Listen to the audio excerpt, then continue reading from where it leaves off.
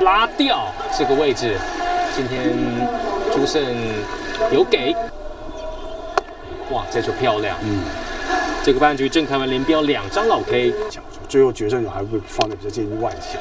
你好，我好，他很好。就像我们前面所提到，最主要还是进垒的位置。又是一个3球3振哦。这个半局郑凯文真的是手起刀落，投出2张老 K， 让魏全龙出局如风。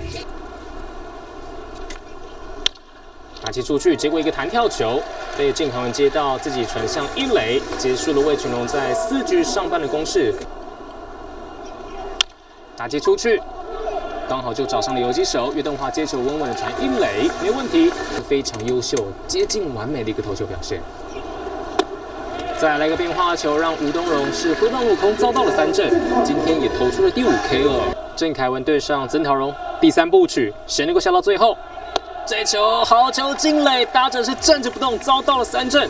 魏全龙在 Lucky 7 7局上又是留下了2个垒包残垒，1分未得，